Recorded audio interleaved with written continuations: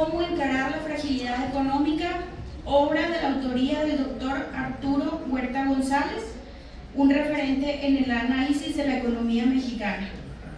Es un honor para nosotros contar con su presencia en este espacio de reflexión y diálogo sobre uno de los temas más urgentes y vigentes de nuestra realidad económica.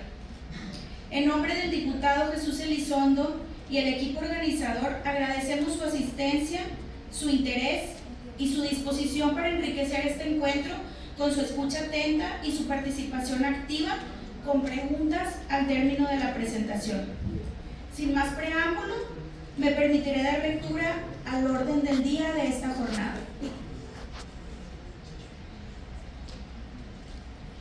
Me voy a permitir, primero que todo, leer las semblanzas de cada uno de los 4 participantes en esta mesa de diálogo, esta presentación. Posterior a ello, tenemos palabras inaugurales por parte del diputado Jesús Elizondo, presidente de la Comisión de Economía, Emprendimiento y Turismo de esta 77ª legislatura. Posterior a ello, tendremos la presentación del libro por parte del anfitrión del evento, por parte del autor, del libro, el doctor Arturo Huerta González. Posterior a ello, comentarios del doctor Sócrates Rizo García. Y finalizamos con los comentarios del senador Alberto Anaya, que en un momento más se integra con nosotros. Después de ello, contaremos con la réplica por parte del autor del libro para hacer ampliar la información compartida por los ponentes anteriores, para cerrar con una ronda de preguntas y respuestas por parte de todos ustedes que nos acompañan el día de hoy. En esta ronda vamos a contar con 15 minutos para su participación, por lo que les vamos a agradecer que sean muy breves y concisos en cada una de sus preguntas, que sean de máximo 1 minuto, para que quienes presiden esta mesa puedan dar respuesta a cada una de sus preguntas. El senador Alberto Anaya, también allá del 68, y muchos compañeros, veo aquí amigos de muchos años. Gracias a todos por su presencia. Bueno, van a escuchar planteamientos que no están en la mayoría de los economistas de este país ni a nivel mundial. Y yo me ubico en una corriente post-keynesiana dentro de la teoría moderna del dinero, que hace un cuestionamiento radical a las políticas neoliberales predominantes. Estamos en un contexto donde las políticas económicas predominantes en el país nos han llevado a esta fragilidad, donde se ha tratado de disminuir la inflación con alta tasa de interés, con austeridad fiscal, estabilidad de tipo de cambio, que ha atentado sobre el sector productivo. Nos ha llevado a déficit de comercio exterior y a depender de la entrada de capitales, y toda la política económica que venía predominando por años ha estado dirigida por la entrada de capitales, y esa política atenta sobre el sector productivo. Entonces, tenemos un ciclo vicioso de déficit de comercio exterior, depender más de la entrada de capitales, alta tasa de interés, austeridad fiscal, procesos de fragilización, y de ahí estamos sujetos a esta vulnerabilidad del comportamiento de variables externas. Es decir, dependemos del comportamiento de las exportaciones, de las remesas, de la entrada de capitales, tanto de inversión extranjera directa como de cartera. Y hoy en día, efectivamente, estamos viendo cómo esas variables externas pasan a actuar de forma negativa, ¿no? Y vamos a ver que la economía mexicana no tiene condiciones endógenas para hacer frente a esta situación. Empezamos con la política monetaria. Hay que recordar cómo se le dio autonomía al Banco Central. Empezó a partir de, se aprobó en el 93 y empezó a partir de abril del 94. ¿Qué implica la autonomía del Banco Central? Es quitarle el control de la moneda al gobierno, quitarle al gobierno el monopolio del dinero. ¿En la perspectiva de qué? De que el gobierno no puede financiarse con su dinero, ¿no? Y ello está obligado a trabajar con austeridad fiscal. Si cae en déficit, cae en deuda, ¿no? Ahora, yo siempre digo a mis alumnos que las políticas económicas no son neutras, responden a intereses de clase. El quitarle el control de la moneda al gobierno y obligarlo a trabajar con la austeridad fiscal ha llevado a disminuir el tamaño de participación del gobierno en la actividad económica. Se dejó de invertir en PEMES, en la CFE, en la infraestructura, etc. Y la cúpula empresarial pasa a invertir donde el gobierno deja de hacerlo, ¿no? Y de ahí la creciente concentración de la riqueza, la extranjerización creciente de la economía mexicana. El único objetivo que se le coloca al Banco Central es bajar la inflación. Y su único instrumento es la tasa de interés. Entonces ha venido predominando el enfoque de que la inflación es resultado de exceso de demanda, ¿no? Siendo que ha venido predominando políticas de austeridad fiscal, de recortes presupuestales que han contraído la demanda, ¿no? Y por más alta tasa de interés no se logra reducir la inflación a nivel objetivo, porque la inflación en nuestro país es estructural, es un problema de oferta, de escasez de producción, de baja productividad. Y la alta tasa de interés encaminada a reducir la demanda restringe a su vez la inversión. Cae la producción, sigue la escasez de productos y siguen las presiones inflacionarias y siguen las presiones sobre importaciones, como los actos productivos y los déficits del comercio exterior, que nos llevan a depender más y más de la entrada de capitales. Entonces, la cuestión es de que justo la alta tasa de interés tiene como objetivo bajar la inflación, cosa que no lo logra. Y a su vez la alta tasa de interés, ese diferencial que se tiene con respecto a Estados Unidos, va encaminado aquí a traer capitales. ¿Para qué? Para financiar el déficit del sector externo y mantener la estabilidad peso-dólar. Y de hecho hemos trabajado por muchos años con un peso fuerte, un dólar barato, para abaratar importaciones y hacer reducir la inflación, a costa de que estas importaciones baratas desplacen a la producción nacional y nos lleven a que las importaciones crezcan más que las exportaciones, caímos en ese círculo vicioso de mayor déficit de comercio exterior y seguir dependiendo de la entrada de capitales. Estuve hace 10 días en Ciudad Obregón y Los Mochis, presenté mi libro a propósito con agricultores de granos básicos en ambas dos regiones, y lógico protestaban de cómo el precio de los granos básicos se determina en la bolsa de Chicago, ¿no?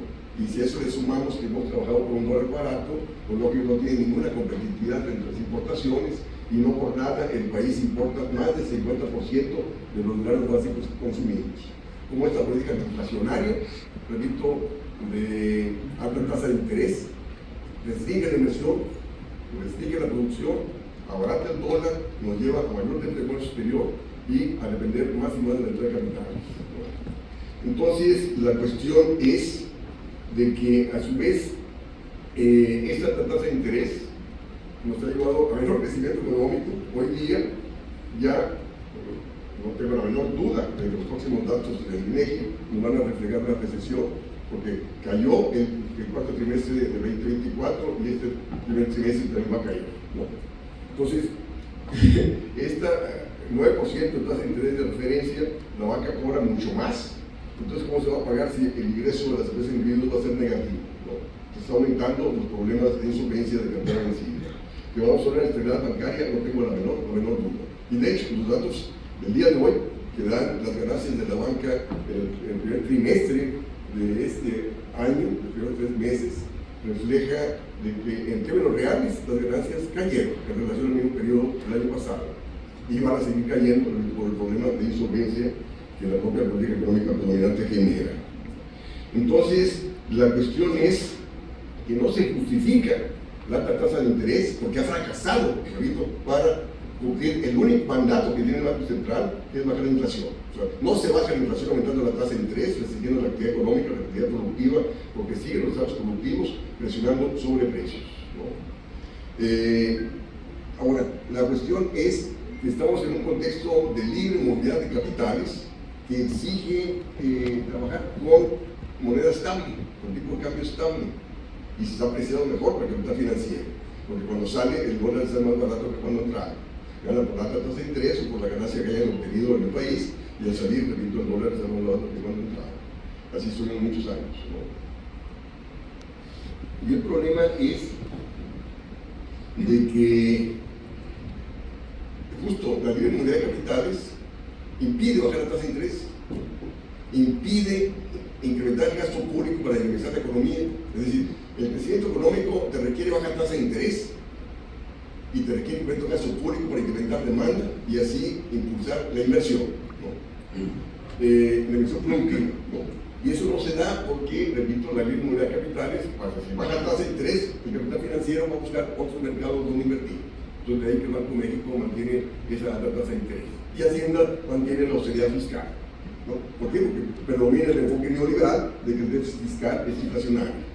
Entonces, no aumentan el gasto deficitario porque deben hacer inflación, que va a tener mayor déficit, va a devaluar la moneda, y de ahí que estamos en ese círculo vicioso de estancamiento con inflación que se ha configurado en este país. De 2018 al 2024, la actividad económica solamente creció en 0.8%. O sea, el crecimiento potencial ha disminuido significativamente, ¿no? Y más va a disminuir, aparte lo vamos a seguir analizando en el contexto internacional.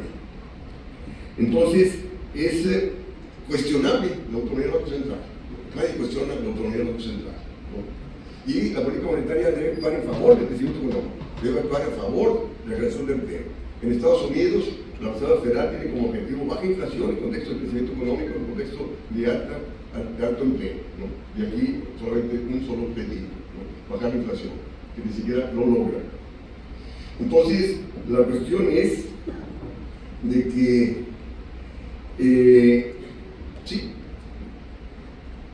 repito, y nadie cuestiona la autonomía del Banco Central, nadie cuestiona la política monetaria predominante.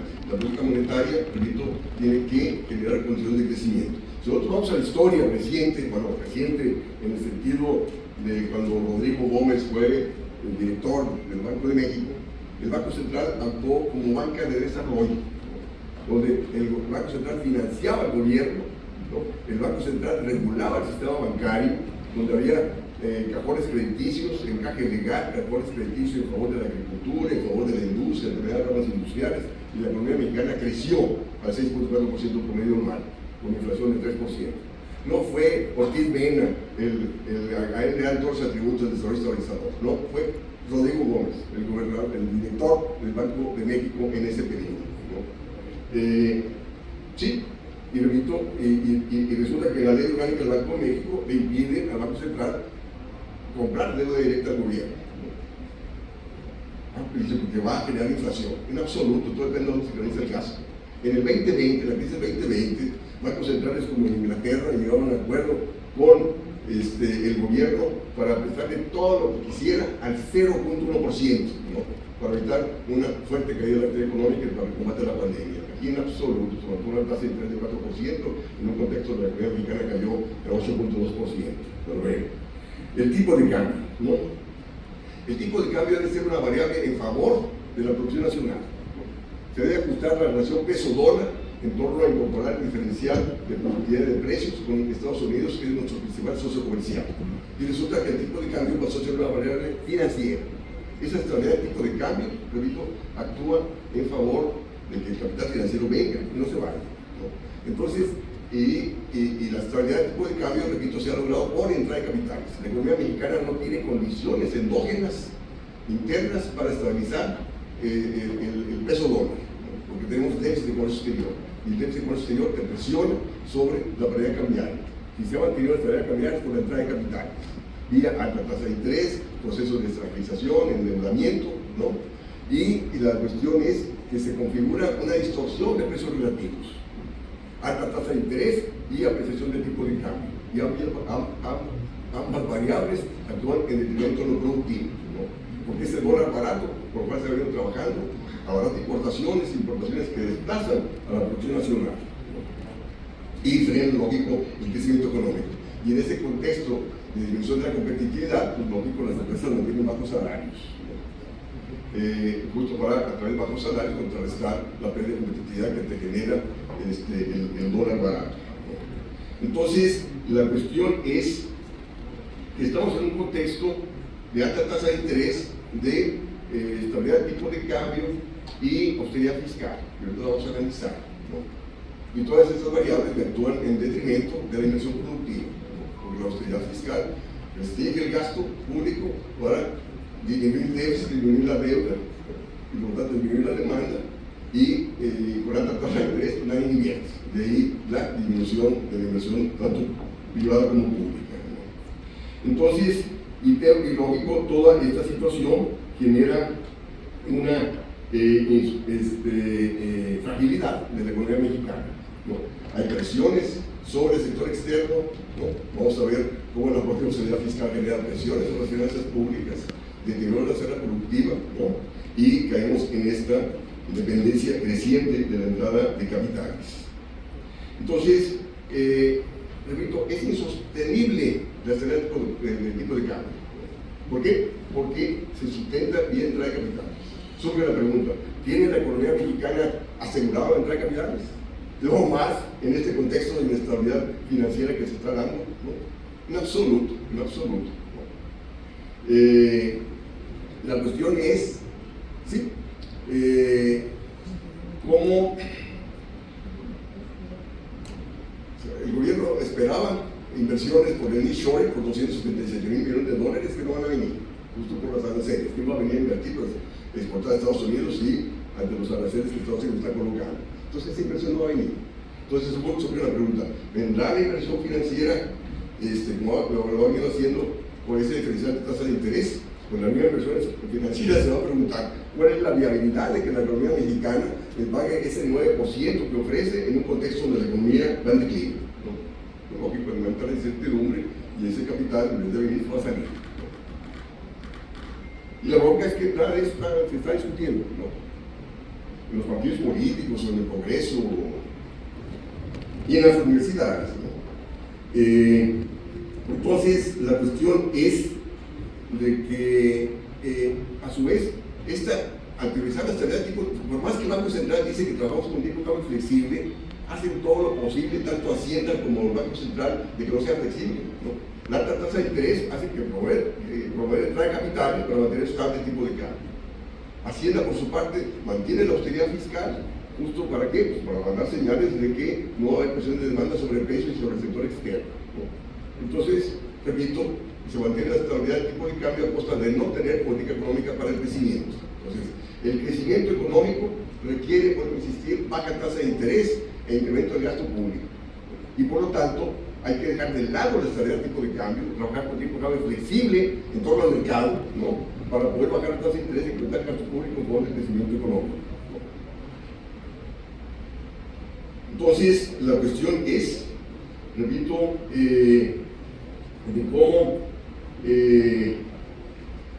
sí, también, o sea, ¿por qué tenemos tantas reservas internacionales? Esas reservas internacionales no son nuestras, excusan por la misma entrada de capitales, por ese diferencial de tasa de interés que trae capital financiero, y es también por el endeudamiento, y si trabajas con tipo de cambio flexible, no tienes que tener reservas internacionales, ¿no? Estados Unidos no tiene reservas internacionales, ¿no? Trabaja con tipo de cambio flexible, ¿no? Entonces, la cuestión es, repito, de la perspectiva de tener reservas internacionales para mandar señales de estabilidad de tipo de cambio, se debe trabajar con alta tasa de interés y austeridad fiscal a costa de sacrificar el crecimiento económico, ¿no? Sacrificar la esfera productiva y la creación de empleos formales bien remunerados. Vayamos a la política fiscal. Igual, ¿no? Bueno, ya lo dije, ¿no? ¿Qué está detrás de la austeridad fiscal? ¿No? Reducir el tamaño y participación del Estado en la actividad económica y que la cúpula empresarial va a invertir donde el gobierno deja de hacer, ¿no? Y de ahí, repito, las crecientes inversiones que venían dándose y que se van a seguir dando, tengo la menos duda, en PEMES, en la CFE, infraestructura, salud, educación, etcétera, ¿no? Entonces, ¿y por qué? Porque predomina el enfoque neoliberal de que el déficit fiscal es inflacionario. Todo gasto es inflacionario si supera el pleno empleo, ¿no? Si supera la capacidad productiva que lo cual de la economía. Entonces el gasto tiene que estar dirigido, ¿qué? A incrementar la capacidad productiva, a incrementar la productividad. Y si el gasto se dirige a incrementar la productividad de la producción, pues no va a ser inflacionario, ¿no? Entonces, y también el enfoque neoliberal dice, no, es que si al trabajar con gasto deficitario, el gobierno va a caer en deuda, va a aumentar la tasa de interés. En absoluto, la tasa de interés sigue el Banco Central, ¿no?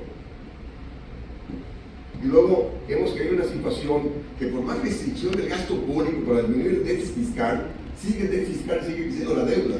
¿Por qué? Porque el gobierno al disminuir el gasto, ¿no?, contrae la actividad económica, ¿no? Y al contraer la actividad económica termina recaudando menos.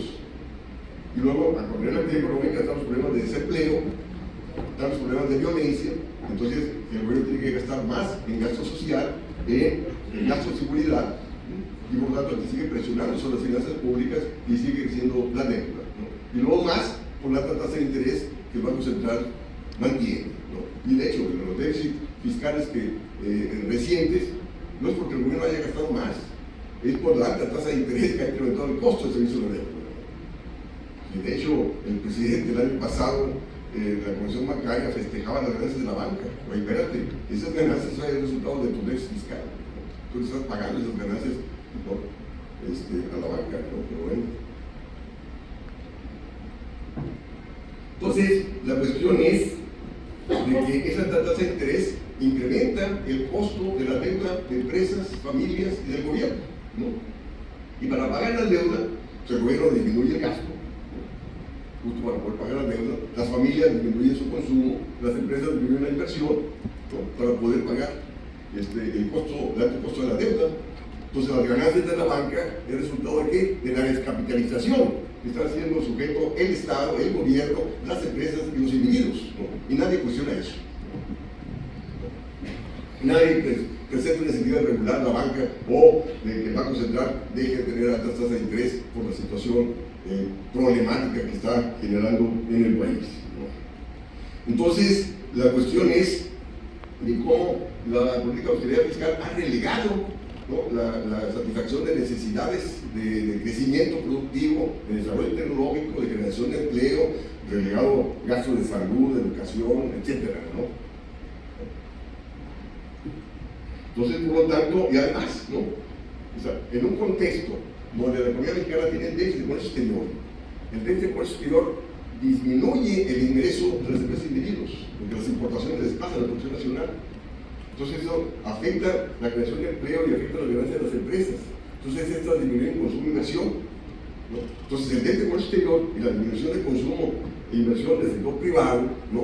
Pues contrae la actividad económica. Y si a eso le sumamos que el gobierno está recortando el gasto público, pues caemos en el peor de los mundos posibles, ¿no?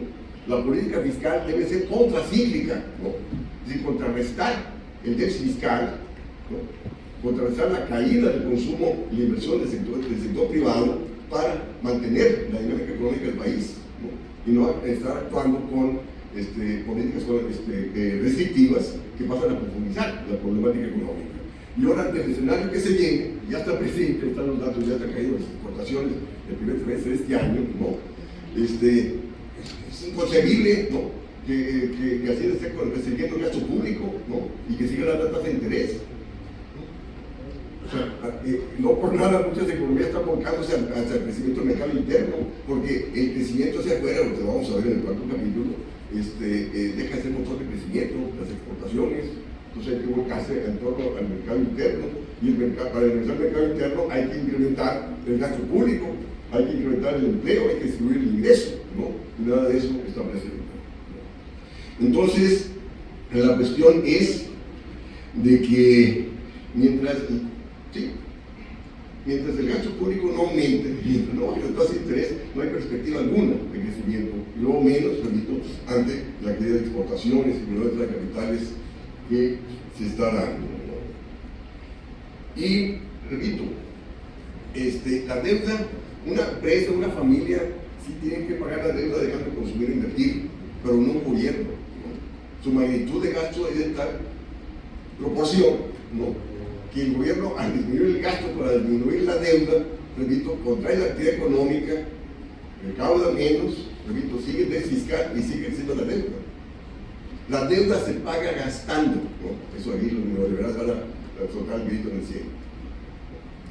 Es el gasto el que genera el ingreso, ¿no?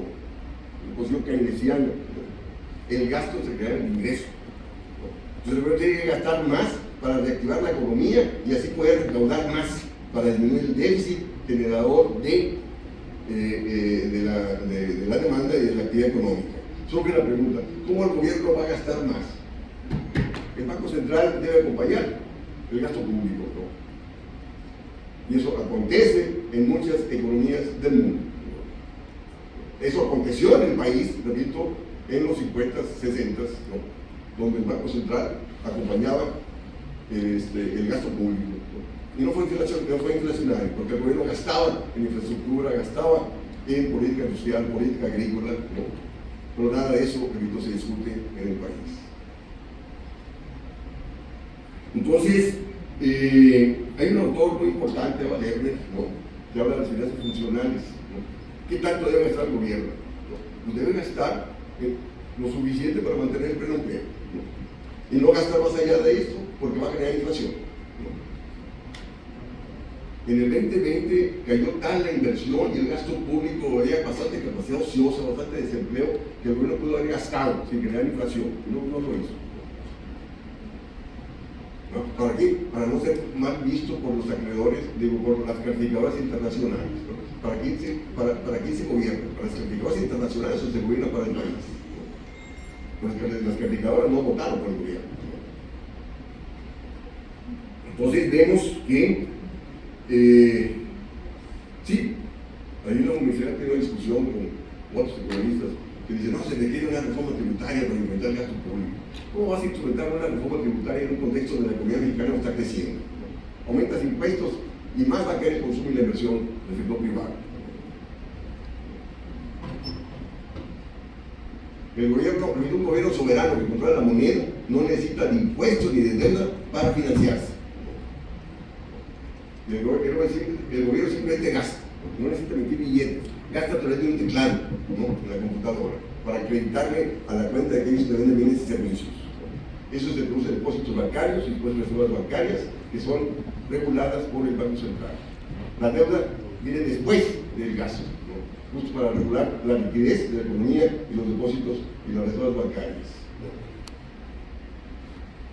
Entonces, la cuestión es de que sí, un subgobernador del Banco de México la semana pasada en una conferencia decía que la política monetaria se impuso la política fiscal.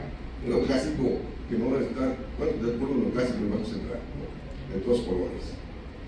Pues no, la política monetaria debe subordinarse a la política fiscal, debe financiar el gasto público por el crecimiento productivo y la creación de empleo, ¿no?, y no una política monetaria que actúa en favor del sector financiero y en detrimento del sector productivo, la creación de empleo, en detrimento de los objetivos nacionales. Cuarto capítulo, ya no sé cuánto tiempo digo, sector externo. Estamos en este contexto de globalización, de libre movilidad de mercancías, libre movilidad de capitales, que nos ha ayudado a importar más allá de lo que exportamos, ¿no? ¿A costa de qué? De que la producción nacional ha sido desplazada por importaciones, ¿no? Y en consecuencia, repito, caemos en déficit que tiene que ser financiado por entrar capitales y de las altas tasas de interés, la austeridad fiscal, ¿no? Y la cuestión es que por más entrar capitales no hay crecimiento en el país, ¿no?, porque eso se recicla, ¿no?, es entrar capitales, ¿no?, para financiar el déficit, para pagar el pago de servicios de la deuda externa, ¿no?, y ese capital financiero lógico no va a ser la productiva. Y la inversión productiva que el país realiza, que viene al país, de exportaciones manufactureras que trabajan con alto componente importado, no tienen alto efecto multiplicador interno, ¿no? Terminan muchas empresas de esas importando más allá de lo que exportan, ¿no? Entonces, estamos viendo cómo a nivel mundial hay cuestionamiento del proceso de globalización, ¿no? Hay que tomar el Brexit allá en el 2016, y luego Trump en su primer periodo. Bueno, las políticas proteccionistas las mantuvo Biden y ahora la recrudece Donald Trump. ¿Por qué? Justo la industria de Estados Unidos era el 20% en los 80 y actualmente la industria es el 10%. Ha habido un proceso de desindustrialización en Estados Unidos, en Europa, en América Latina, en muchos países. La industria se fue a China, se fue a Asia. Entonces, lógico, tiene todo el derecho soberano de sustentar su política en favor de la reindustrialización, a ver si le resulta, ¿no?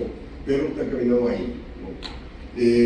Y resulta que aquí se sigue apostando TEMEC, ¿no?, como si el TEMEC hubiera traducido mayor industria, mayor agricultura, mayor crecimiento del país, en absoluto. Quien ha ganado con el NAFTA y con el TEMEC han sido las empresas transnacionales, no las empresas nacionales que fueron desplazadas, ¿no? Y la cuestión es que en este contexto de desaceleración de la economía mundial, que va a llegar para rato, o llegó para rato, conjuntamente con los aranceles, que no van a ser temporales, ¿no?, en absoluto, como algunos dicen, ya el crecimiento de exportaciones dejó de ser motor de crecimiento para las economías. Aquí en México el crecimiento que se generó fue 2.4%, después 2.1% y después 0.8. Entonces, ya no hay que seguir apostando al crecimiento de exportaciones. No por nada China desde hace rato está volcada hacia el mercado interno.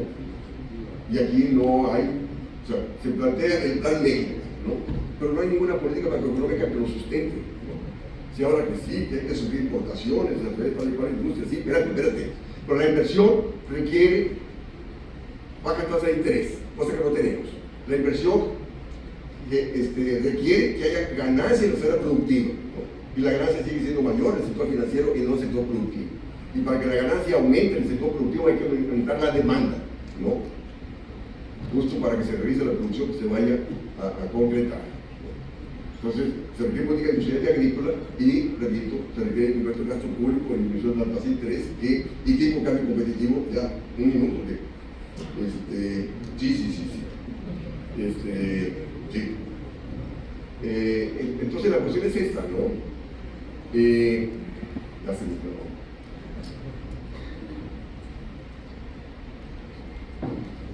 Que el Plan México, repito, requiere política industrial, requiere política agrícola. ¿No? Se presentó en una mañanera al secretario de Agricultura una política agrícola para 14 municipios. ¿Qué? ¿Y los otros? ¿No? Por favor, ¿no? Una política agrícola requiere política proteccionista, requiere créditos baratos, requiere subsidios, ¿no? Significativos, y no los que están contemplados ahí. Y eso no hay.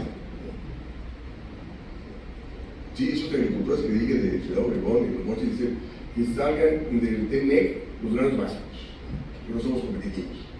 Y no, el gobierno, en la perspectiva de bajar la inflación, sigue importando barato, sin importarle a los productores agrícolas. Por favor. Y luego, ¿qué va a pasar cuando el dólar está en 25 pesos o 30 pesos? ¿No? ¿Qué va a pasar con los alimentos? No habrá hambruna en este país, así como la hubo en los países árabes allá en el 2007. ¿No? Pero bueno.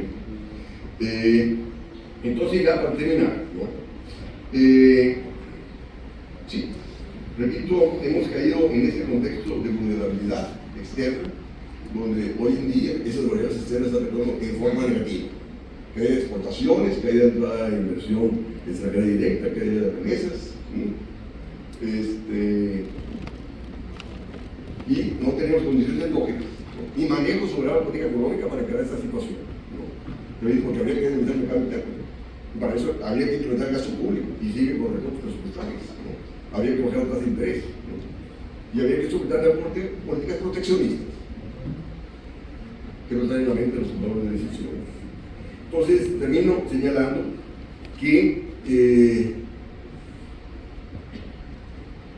no puede mantenerse los gobiernos del Banco Central, no puede seguir la austeridad fiscal, no puede seguir la libre movilidad de mercancías y capitales. Y el problema que yo he encarado, tengo 50 años de tiempo completo en la UNAM, es que predomina la mentalidad neoliberal en este país. Ustedes saben de recordar al profesor Carlos Tello, que fue director del Banco de México cuando el último periodo de López Portillo, cuando fue la relación de la banca.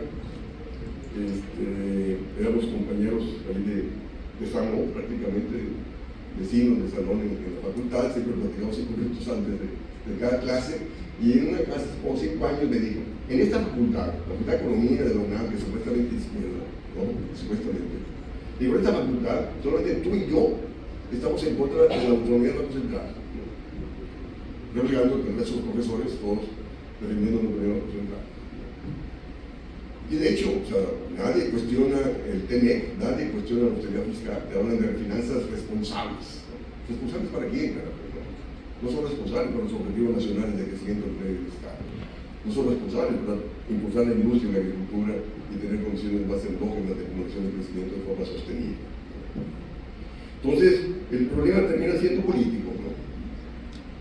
¿Dónde está la fuerza política o los sectores económicos demandando también de mundo? En la crisis de 2008-2009, acordémonos que se hablaba del movimiento del 99%, que había que cambiar la política económica causante de la crisis. La economía de Estados Unidos empezó a crecer en 2010 y todo el mundo se olvidó de eso. Que ahora, ante esta situación que estamos viviendo, que la gente en muchos países va a salir a las calles, no tengo la menor duda. Y repito, y la culpa no la tiene Donald Trump, la culpa es nuestra, en nuestro caso. Porque los gobiernos han apostado a la estrategia de crecimiento de exportaciones, relegaron la sustitución de importaciones, relegaron la producción interna industrial y agrícola, perdieron el manejo soberano de la política económica. No tenemos manejo soberano de la política monetaria, ni fiscal, ni cambiaria, y ahí no tenemos política industrial y agrícola para encarar la problemática que se viene. Muchas gracias. Y los 237 mil millones de dólares que están en las reservas, pues son activos inactivos, desde mi punto de vista, porque no son una banca de desarrollo, son banca especulativa, con la misma política especulativa de los Estados Unidos, que han desmantelado allá y aquí a la planta productiva de bienes reales, de servicios reales. Quisiera preguntar también qué porcentaje de esos 237 mil millones de dólares que están en la reserva, que pertenecen a la Reserva Federal Mexicana, están en la Reserva Federal de Estados Unidos. ¿Qué porcentaje? ¿Y qué porcentaje o qué tasa de interés están ganando? ¿Qué le dejan a nuestro país? Ya por último, preguntar, mientras Europa se deslinda de Estados Unidos, se preocupa, está planteando hasta retirarse de la OTAN, ¿por qué México está vinculado a partir del ASPAN, de la firma del ASPAN en Waco, Texas, vinculado comercialmente, financieramente y lo más grave, vinculado militarmente? Yo quisiera preguntarle al senador Alberto Anaya qué criterios siguió el Senado para seguir autorizando maniobras militares con los Estados Unidos, con el Comando Norte. ¿Qué criterios los llevaron a aprobar, a seguir aprobando cuando nos estamos vinculando al bloque económico más cuestionado del mundo, que más daño le ha hecho al mundo? Son mis preguntas. Gracias.